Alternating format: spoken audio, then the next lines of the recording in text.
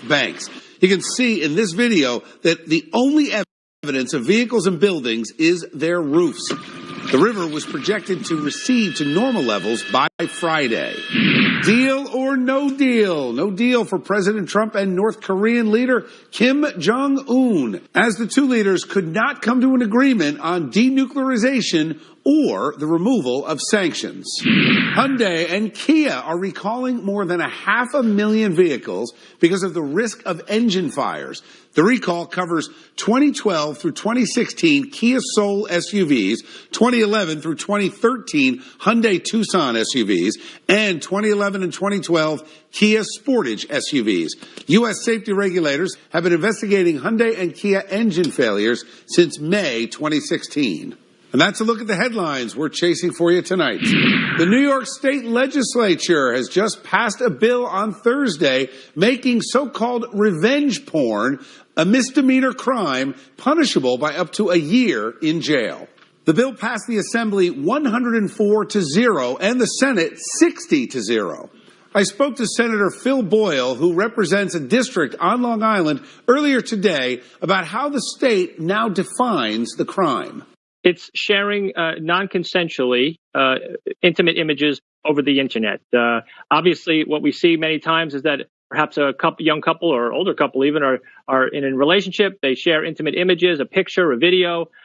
There's usually an ugly breakup, perhaps, and it's often one of the partners, usually the guy. In this case, the women are usually the victims. Will put it on the internet, put it on the woman's Facebook page, email it to her parents, her place of business. That's usually the scenario. He also explained to me that the bill has been in the works for 6 years now, and he's happy that it finally passed. I mentioned that given someone's career and reputation could be destroyed if a sexually explicit or nude picture or video is posted publicly by, let's say, an angry former partner, seems the penalty for conviction might be a bit light. He did not disagree with me. Hey, Bill, I completely agree. I would have made it a felony, but we're not going to make the perfect the enemy of the good. This is a step in the right direction. People are going to have to actually think about the fact whether they want to put these images of their ex-boyfriend or ex-girlfriend online and face up to a year in prison and also civil litigation. They could be costing thousands of dollars. So. Governor Cuomo is expected to sign the bill into law. Coming up in just 90 seconds, a local high school is cracking down on prom goers. Could the district's decision be part of a trend? Plus, find out why this mother goes from crying to dancing.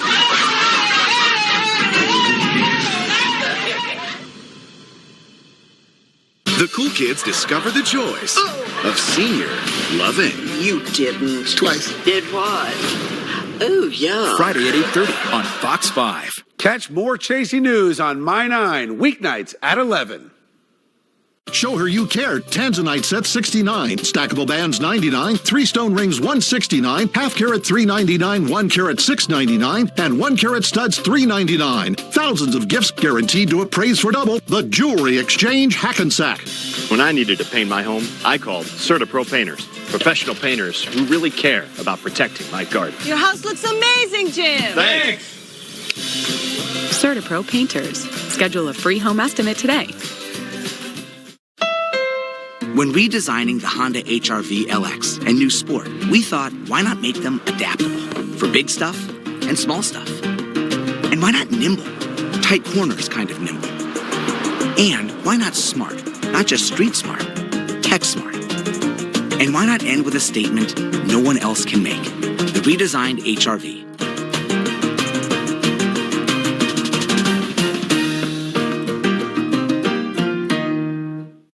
Attention Medicare beneficiaries. If you have or are eligible for Medicaid, please listen closely. You may be eligible for a Medicare Advantage plan from WellCare Health Plans with zero or low plan premium. Call 1-866-907-2833 now. That's 1-866-907-2833. Representatives will provide detailed information and help see if you qualify. WellCare provides access to a large network of local and regional doctors and hospitals. Plus, some plans may include benefits for dental, vision, hearing, Part D prescription drugs, and more. WellCare is contracted with Medicare to provide plans that may be right for you. Call 1-866-907-2833 now. That's 1-866-907-2833.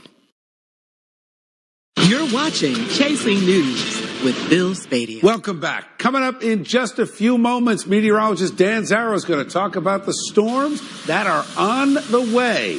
Plus, 5G is coming. What does it mean for you and your cell phone?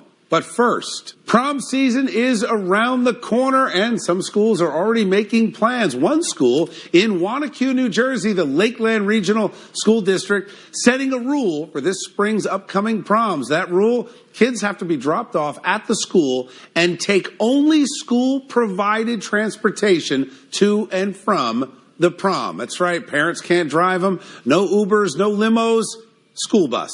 We reached out to school superintendent Hugh Beatty. In a statement, he said, quote, the district wants to ensure that all students have the equal opportunity to share in a positive, safe, and memorable school prom experience. Let's bring in the A-plus panel to talk about it. Allison Young, Republican strategist, and Garland Nixon, Democrat and radio talk show host. Garland, I'll start with you. I get it. Look, kids are drinking. I understand that. They've had issues with this in the past with prom. But to not let parents drive the kids, to not take full advantage of Uber, I don't see how that makes any sense at all. Well, I think they want it kind of all to be the same. I mean, certainly, some parents might want to do it. Some parents might not have the means. But the school looks at it and says, hey, you know what? We've got a certain amount of liability because this one is 45 minutes away. It's a long ways away. And I think they're concerned that if something happens, somebody will come back after the school. And maybe it's the society we live in. It's scaring everyone from getting sued rather than anything else. That's a good point. You also brought up a second point. I want to follow up with you, Allison, on this whole idea that some people have more means than others. So it almost sounds like, well, the rich kids that can take the limo are going to shame the kids who can't. We live in a society of different levels of income and wealth. We're not all the same.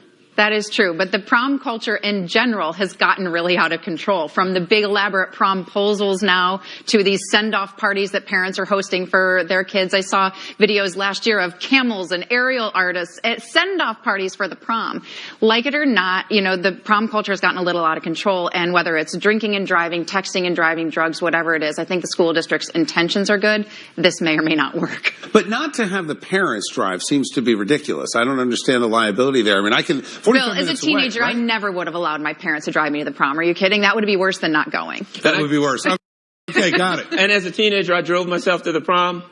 And if my parents knew what was going on, they wouldn't have let me. Right. Okay, let me be honest. Do you think the whole prom culture that's gotten so crazy that it's almost peaked and it may sort of phase itself out? I've got to believe you got some school districts having breathalyzers when the kids show up. You've got in many cases that the attendance is down because there's so many restrictions and rules that the kids are skipping the prom and going right to the beach or right to the after party. What do you think? Is it kind of run its course and maybe it's time to be done with the prom?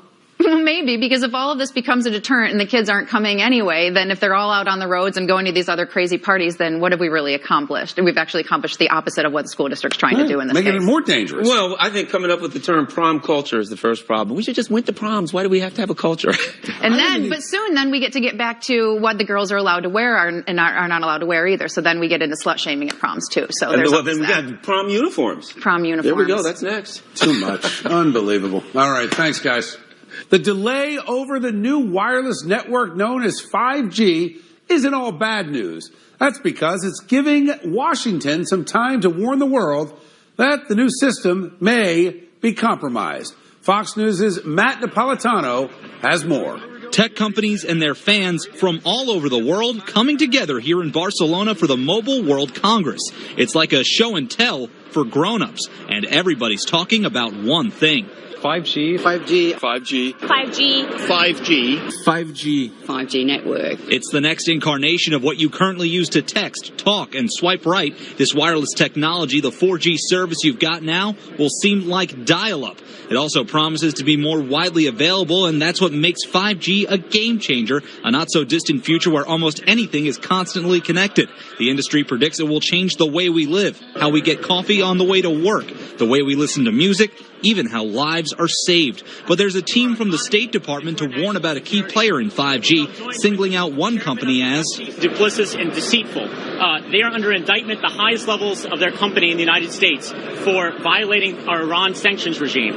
They're also under indictment for intellectual property theft. That company, Huawei, is based in China, and reports about the integrity of its products and employees is unsettling for Washington, which says the Chinese could exploit the equipment and use it for spying. The U.S. is barring that equipment and asking other governments and the private sector to consider other options. Matt Napolitano, Fox News.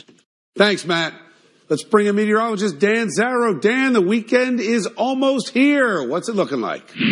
Bill, this is an active, unsettled, complicated forecast with a few snow chances on the way, and the grand finale of the weekend, Sunday night into Monday, I would call a classic winter storm. Very track and temperature dependent, but if all things play out right, we could see some significant snowfall by early next week. Let's start with tomorrow, because it might get a little slick in the morning with some snow passing through. Again, most of us looking at a coating to an inch on the ground, a bit more in southwestern New Jersey and the Philadelphia metro area. We could see 2 or 3 inches. That snow will change over to rain as temperatures warm, so scattered rain showers from late morning through the afternoon. And then tomorrow night, we may flip back from rain to snow as temperatures drop again. That's not a guarantee. Even if it does go to snow by Saturday morning, it's going to be pretty light. High temperature on Saturday, about 42 degrees, and then 45 on Sunday. So the bulk of the weekend is going to be okay, but starting Sunday afternoon, this big storm system moves in, and if it's cold enough, we could see quite a bit of snow, 6, 8, even 10 plus inches, again, if the track is right and if temperatures are right. If not, this one could also be just rain. Right now, I'm settling on a scenario that has a little bit of both. All snow north and west of the New Jersey Turnpike, rain changing over to snow to the south and east. Definitely one to watch. We'll have more details for you as this one continues to develop. I'm meteorologist Dan Zarrow. Thank you, Dan. New Jersey's political power players and insiders hit the rails on Thursday. Our own Monica Guy was there for the networking event that is like no other. She's on the chamber train. Well, you could call it networking with a twist that only New Jersey could provide. For the last 82 years, the Chamber of Commerce has chartered an Amtrak train for a walk to Washington. And like so many years before, the cars were packed.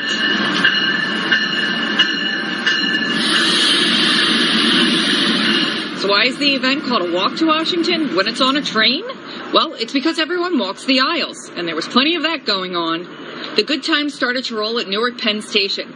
Then the train made its way through New Jersey. The 3-hour trip is a unique chance for state and local leaders to make connections with businesses. And it's kind of unique to New Jersey. Who else has a train that goes all these miles to the nation's capital, meet with your congressional representatives, and actually have a good time doing it? One of those enjoying the ride was wife of late Governor Brendan Byrne and Chamber of Commerce board member Ruthie Byrne. Well, you see everybody all at one time, and it saves you so many phone calls, and you can just get so much business done. And if you're politicking, you get the same thing done, and just everybody in one place at one time, and that's what they're there for. Once in Washington, the group met for a congressional dinner. The return trip is tomorrow morning.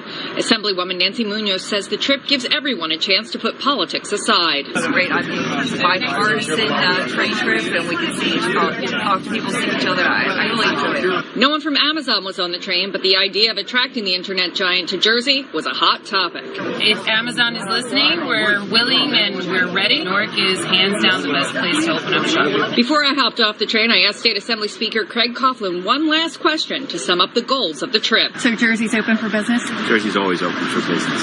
Reporting for Chasing News, I'm Monica Guy. Bill? Thanks, Monica. An emotional moment between a mom and her daughter. Find out why this mother goes from crying to dancing. Good Day New York, where celebrities come to talk. I would come here even if I had no show to plug. First of all, Just this is to hang out with us. For me, it needed to happen so that I could change my life and go on a different path. My brother, he gave me that name. He was threatening to throw me in a freezer and turn me into it. Join Rosanna and Lori at 7 a.m., right after Sukanya and Jen. When I started practicing law in the 80s, there just weren't many of us. Now, women make up a majority of the law school graduates. That's what I call strength in numbers. I'm Altima Morgan of